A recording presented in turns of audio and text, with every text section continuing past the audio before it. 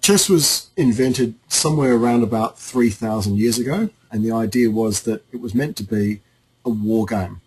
The chess pieces represented soldiers, and you've got very obviously in front of you a chessboard with two armies, white army versus black army, and they would fight against each other. And a lot of the strategies that they would use in chess were similar to the strategies that they would use in real battles. Now, obviously, as chess spread around the world, some of the people who were playing chess had to change some of the rules or change the pieces to make it more realistic to the battles that they were fighting in their own countries. So when chess went to India or China about 2,000 years ago, the Chinese changed a couple of the pieces. They didn't have kings.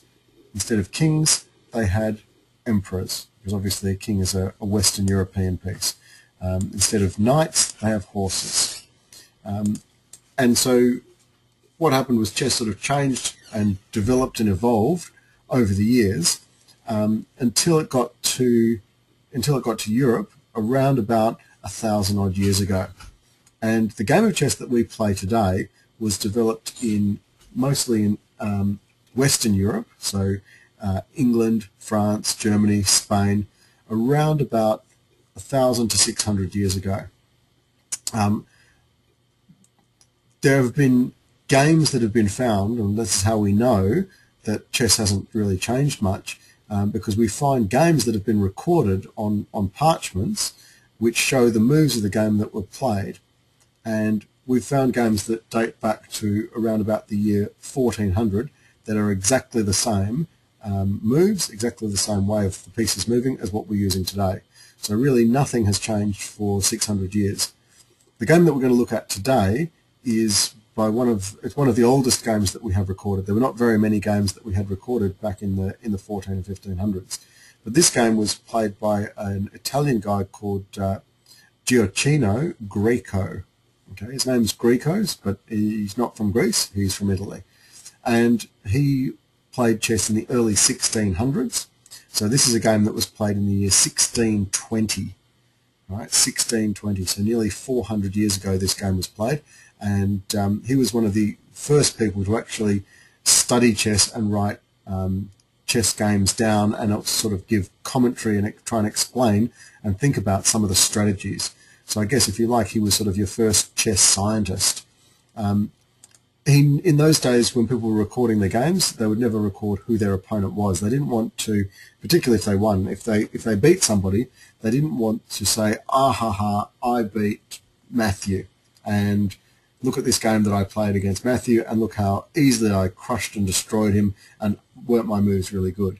So anytime that they had a really good win, the best players this is up until even 200 years ago or 100 years ago, they would always put down that they were playing against unknown or anonymous.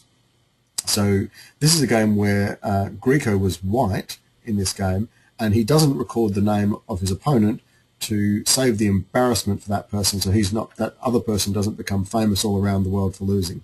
Of course, today we're really interested to see who the white player was, who's the black player, and you get to know both players' names. But back then they really didn't want to offend anybody, and they wanted to make sure that if they were saying, look at this brilliant game, look at these great strategies, that they don't show the name of the person who loses the game, because they don't want that person to to feel offended. So white was Greco, and black they just call him Mr. Unknown in this game. All right, so we're going to have a look at this game. Remember, this game that we're looking at, because it is so old, they don't know the 3 golden rules yet. 3 golden rules, which are control the center of the board, develop your pieces, and castle, were really only invented by Paul Morphy, which was in the early 1800s and 1850s, through to 1850. So the 3 golden rules, let's say if they were invented around about 1850, weren't known in this time. Now that doesn't mean that they don't castle, that they don't control the center. What it means is that they wouldn't guarantee to use all 3 of these strategies in the one game. So what you'll find from older games older than Paul Morphy is that players would control the center of the board but maybe not develop all their pieces. Or they would castle but maybe not control the center of the board. Or they'd control the center and develop their pieces but not castle. Right? So they're using some of the strategies, and it was only when Paul Morphy came along that he proved that really using all three of those strategies every time was sort of an unbeatable plan. All right, so Greco's first move is pawn to e4. So obviously knows the strategy of controlling the center of the board. Now, we're going to see Black's move, pawn to e5, also fighting for control over the center of the board, and then start to develop some pieces. So knight to f3, threatening the pawn in the center of the board. So that pawn's now in danger. The knight's attacking the pawn, and Black plays knight to c6, protecting the pawn. Right, bishop to c4, developing a piece, and bishop to c5. Now these moves you've seen before, right? There's nothing new or amazing about these moves. These moves, some of the oldest moves. This is what we call the Italian opening, when White's got his knight and his bishop and his pawn in this situation. Black's copying the same thing. The Italian opening, because it was played mostly by this guy Greco and a lot of his contemporaries in Italy around about this 400 odd years ago. So that's where this Italian opening came from. And the plan was pretty simple. White wants to try and get two pawns next to each other in the center of the board. So he wants to try and aim for two pawns on these two green squares in the middle of the board, e4 and d4. Now, to get your two pawns next to each other in the center, we're obviously going to have to move our pawn from d2 forwards two squares. Right, so that's the plan. Now, if you move the pawn forwards to d4 straight away, Black's pawn can just take you. This pawn will just come and take you back. So you don't end up with a wall of pawns in the center of the board. So the move that was developed by Greco, and this is a very famous Italian opening, is to play the pawn to c3 in this position. So when you play pawn to c3, what you're doing is that pawn is protecting d4. So next move, you can move the pawn forward two squares, and it'll be backed up by the pawn on c3. So we'll end up with the wall of pawns, the two pawns next to each other in the center of the board, and it's going to be backed up by the pawn. So if Black takes it, you can take him back. Right? So that's this c3 move is a very popular move for trying to get that wall of pawns in the center of the board, right? Which is still a valid strategy today, and I should encourage all of you guys to go out there and try and get two pawns next to each other in the center of the board. Because if you can get that formation, those two pawns next to each other, becomes the most powerful attacking strategy that you can have with your pawns. All right, Black played knight to f6, and hopefully you can see that the knight's threatening to take out White's pawn. All right, so White's pawn's in a bit of trouble, has to decide now whether he sacrifices the pawn or protects it. And plenty of players would sacrifice that pawn and just go, just trade, for example, moving pawn straight to d4, get the two pawns next to each other and allow that pawn on e4 to get taken. In this game, though, Greco doesn't want to lose that pawn. He plays pawn to d3, and he uses his pawn to come and protect that pawn. Right, so this is not quite as powerful an attacking position. He's still got his two pawns next to each other here, so that's a nice strong wall of pawns. And a wall of pawns is the strongest attacking formation because it covers all of the squares in front of it. So you see the pawns covering left, right, so all the squares in front of the pawn are covered. So we can see covered, covered, covered, covered.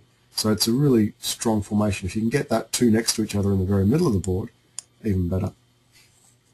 All right, so after the pawn to d3, Black plays castle, right, getting his king safe.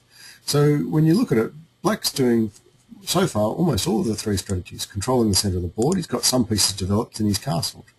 Right.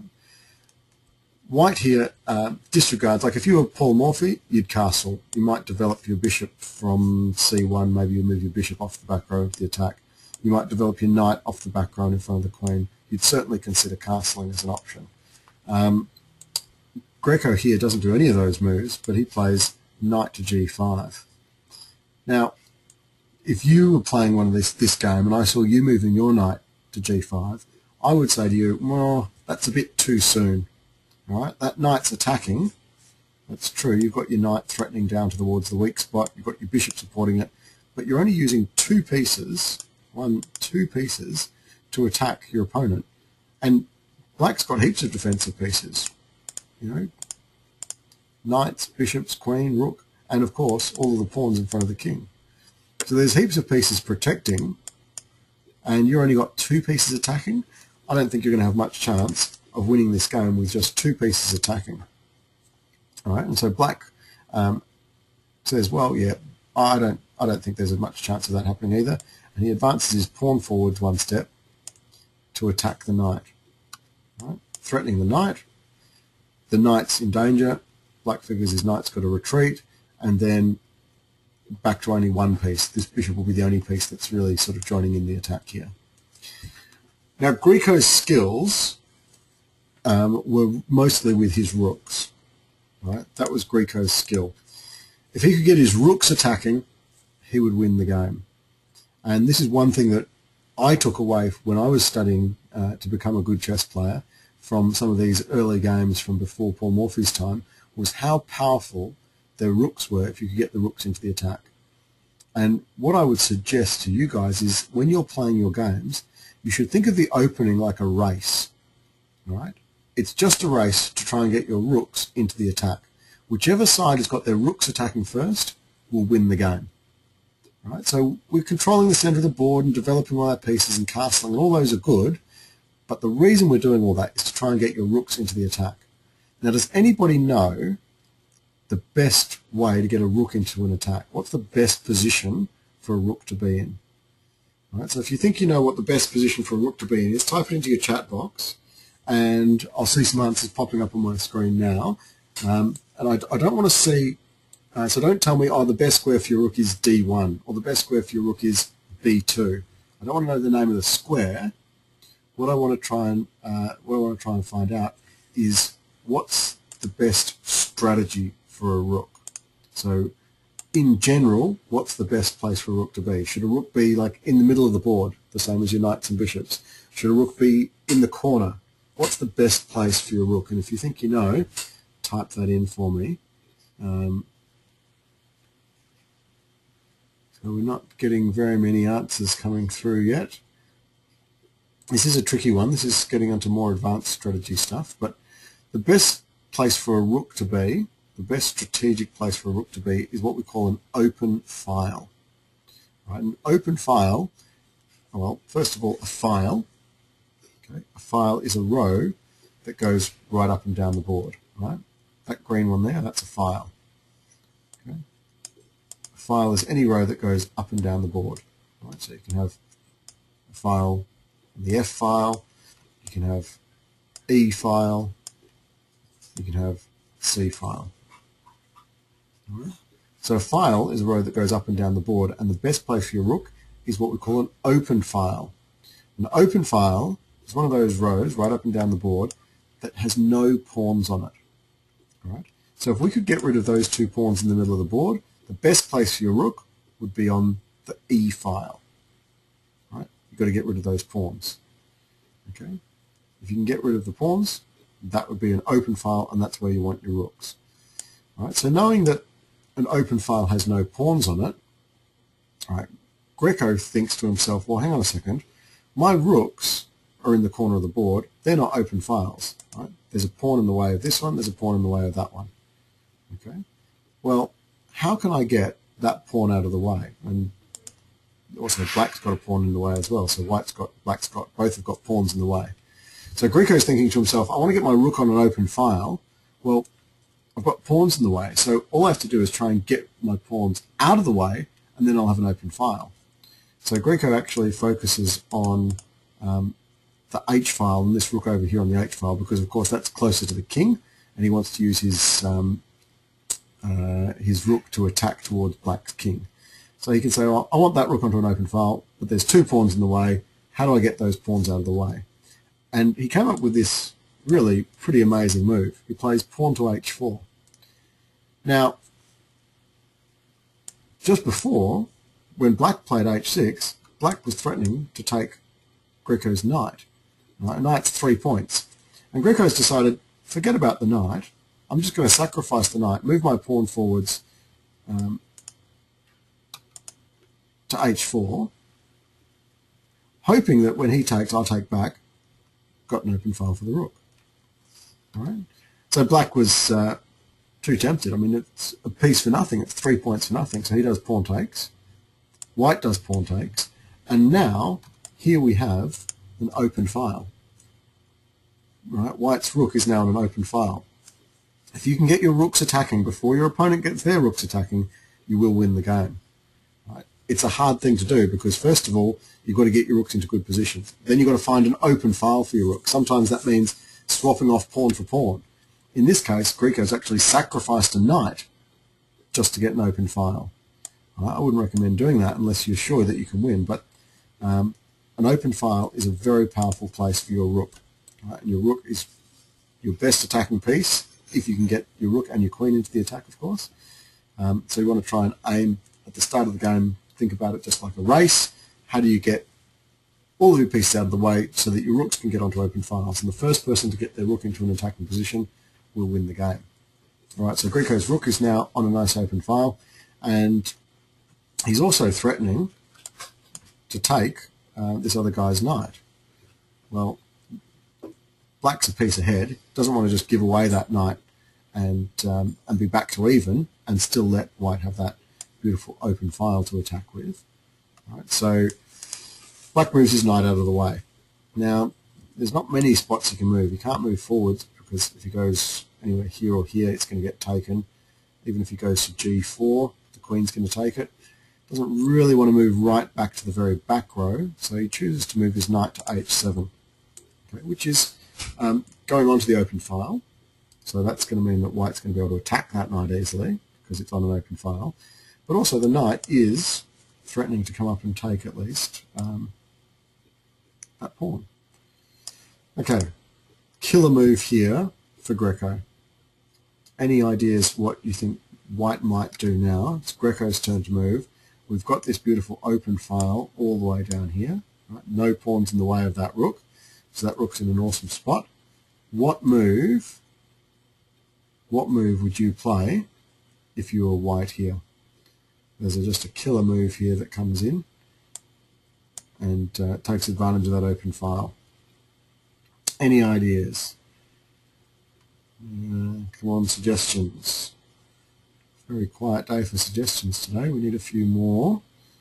Okay, we've got a suggestion for the rook to take the knight. Well, let's have a bit of a think about that. If the rook takes the knight, right, then the king would take you back. Right, the king's just going to come and take the knight, and you're now left with almost no pieces on that side of the board. So it's going to be very hard for you to get a checkmate when you've got no pieces over there. Right? All of white's pieces are still on the left-hand side or the queen side.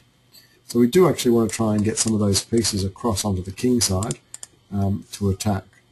So while rook takes knight, you take that knight, you're sort of keeping that open file clear, because black's king can just take it and then black can just go back and hide on g8. It's probably not the move. Alright, we do have a suggestion for the best move. It's the correct answer, so congratulations guys who've suggested queen to h5. Now, rooks are the most powerful pieces, queens are the most powerful pieces. So what we call rooks and queens, we actually call these major pieces. So we have rooks and queens, which are our major pieces, knights and bishops, which are our minor pieces, and then, of course, all of your pawns, well, they're just pawns, aren't they? Okay, so in terms of attacking, your rooks and your queens are going to be the most powerful, knights and bishops second most powerful, and, of course, pawns are going to be your weakest attacking pieces. So we're getting our major pieces, our rooks and our, or in this case, just one rook and one queen, rooks attacking the queen, both into the attack. Now, as well as having the rook and the queen in good positions, both on an open file, we're threatening checkmate. So you can probably already see next move, white white's queen's going to come down, take the knight, black's in checkmate. Black's in a little bit of trouble now. What can he do to stop the checkmate? Well, he can't protect the knight. Right? No matter what he does, he can't protect the knight. His bishop, his queen, his other knight, nothing can come over and protect the knight. If he moves the knight out of the way, right, it's not checkmate on h7 anymore, but it is checkmate by going down to h8. Right? The queen here is protected by the rook, right? And the queen's attacking the king. So the power of that open file, when the queen comes in, and we've got that checkmate. So that applies to the knight. If the knight moves out of the way, there's going to be a checkmate on the back row. Well, if you can't protect the knight, can't move it away because of the checkmate, the only thing that black could think of to do was move his rook across, and when he moves his rook across, that gives the king a bit of space to escape. So now Greco's queen comes and takes the knight, puts the king in check, and he's well protected by his rook on the open file. Okay. Black's king's in check, has no choice but to move out of the way to escape. Oh, sorry, that's not actually what he did. So if the queen comes down, takes the check, the king's going to move out of the way, and black's going to escape. So this is what black's king is coming out this way, and he's going to sort of escape over here near where all of his other pieces are. So instead of taking that knight and allowing black's king to start running away, white has to come up with a different move in this position here to actually win this game. All right, so what move did white play here? It wasn't taking the knight. If he takes the knight, the king escapes. What move can white play here to finish this game off in 1, 2, 3 more moves from here? 3 more moves from here, Greco's won this game. All right, but to do that, he's going to have to use the open file. Okay, he's going to have to use this open file with a rook, but he's also got to stop black's king from escaping out this direction and moving his king over there. So we sort of have to keep black's king either where it is or somewhere closer to that open file. I haven't got a correct suggestion yet for white's move here. It is tricky. All right, I'll show you the move that Greco played here. Greco plays queen, takes pawn on the weak spot. All right, now when you take that pawn, the queen is on the weak spot, protected by the bishop. Okay, so there we have a queen attacking the king check. King can't take the queen. King can't move to the side because the queen's got it covered. The only thing that black can play now is move his king into the corner. And that actually helps white because now the king is in the same line on that open file as the rook. All right, so that's now a really powerful position for white's rook, straight in line with the king. And there's a checkmate in 2 moves from here. All right, so the king can't move to g8 because it's covered by the queen. Can't move either forwards or diagonal because he's got his own pieces in the way. So it's nearly checkmate. Right? The king's sort of cornered. White's got 3 pieces, the queen, the bishop and the rook, all pointing down towards the king. It's just a matter of finding the move that you can do to actually finish this off, or 2 moves to finish this game off. We've got 3 pieces attacking, black's got really nothing defending. How can you finish this game off? There's got to be a move that white can play here to finish this game off, and it is something to do with the open file again. Right, no correct answers, a couple of good suggestions, but the correct, or the move that Greco played, I think there's probably a lot of ways of winning, and the suggestion, we had one person suggest moving the pawn forwards here, which would be a great move. That probably gets black in checkmate in a couple of moves, because then the pawn's going to be attacking the knight, and it's going to be all over for black. But the move that Greco played was rook takes knight. The sacrifice, rook takes knight, no choice for black but to take him back. And now there's this wide open file here. So there's the open file on that H file. White can use the bishop and the queen to do a checkmate. Any suggestions for what checkmate in 1 move is going to be from here? What's white's next move to do a checkmate? That was too easy. We've got 2 people who suggested the correct answer already. Give a couple of more seconds for anyone else who wants to tell me the answer. What can white do to get a checkmate in 1 move from here? Okay, we've got black's king wide open. We've got the queen and the bishop attacking, and Greco can just finish him off in 1 move with the move queen to h5, checkmate. All right, our bishop over here covers all of these squares all the way down, including g8, so the king can't retreat backwards. The queen covers that whole h file, the open file, and the queen also covers the diagonal line there. So all of the squares that black's king might try and move to are covered. Can't take the queen, can't put anything in the way to block it off, and there we have a checkmate. So a really interesting game that Greco played. What I find amazing about it is this game was played nearly 400 years ago, right? And they're using the same moves, very similar strategies to what we're using today. And I can't think of very many things at all that are exactly the same as they were 400 years ago. Certainly people wouldn't have been sitting in their classrooms listening to a webinar about chess 400 years ago. Things were very, very different then. But yep, chess is the same. It still exists. And we're still, millions and millions of people all over the world are still playing this game and enjoying and learning from it every single day. And I think that's really fantastic. The strategies that I want you guys to take away from this game: try and use your rooks. Right? Rooks are very powerful pieces, particularly if you can get an open file. So treat the opening, the start of the game, like a race. Try and get all your pieces into the attack. But the reason that you're getting your bishops and knights and things off the back row is so that you can find a way to get your rooks into good positions. Now in this game, Greco did a bit of a sacrifice of a knight to get his rook into an open file, and that worked out very well for him. The rook came on the open file, the queen came onto the open file, and the queen, the rook and the bishop together delivered this beautiful checkmate that we see here. I'm not saying you should suggest that you should sacrifice your knight all the time to get an open file. Generally that's probably not worth it, but do try and aim your rooks onto open files. So thanks very much for joining in our lesson today. Like I said earlier, if you have any questions, let me know. If we've got any suggestions or ideas for future lessons, if there's something that you particularly want to learn about, a famous player, a particular strategy, a type of checkmate, an opening, whatever it is that you want to learn about, just let me know, and I'll try and incorporate some of those things into lessons in the future. So